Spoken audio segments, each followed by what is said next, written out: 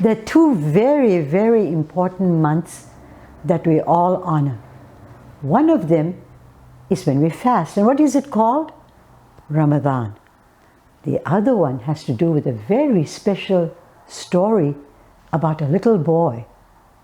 And that has to do with the month of Hajj. So let's talk about this little boy.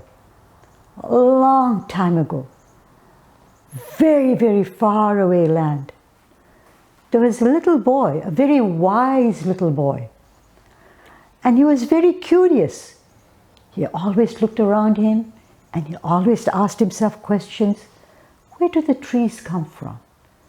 Where did this moon come from? Would ask the questions to his father and his mother and people around him. But the father will say, oh, go away, I'm working, leave me alone. So one day, on a moonless night, this little boy was called Ibrahim. He looked up at the sky and he saw a star twinkling. He said, I think this is my Lord. I think this is what created the earth. This little sparkling star. It's so beautiful. But the star stopped glittering as the daylight came up. And he said, no, this is not my Lord. Anything that disappears cannot be my Lord. The next day, he saw the moon rising. He said, this is my Lord. It's bigger than the star and it's shinier than the star. But as the moon set, he said, no, I don't like things that set. This moon has disappeared. This cannot be my Lord. But then just as the moon set, he saw this brilliant, brilliant sun rising in the sky with huge light all over the world. And he said, ah, this is the biggest and the brightest. This is my Lord. This is what has created everything. But by the end of the day, that sun set. And he said, no, this is not my Lord.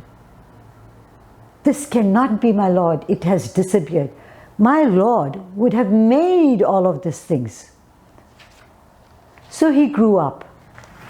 And as he became a younger man and then an older man, he got a message from Allah that said, O Ibrahim, you have always believed that there is only one God.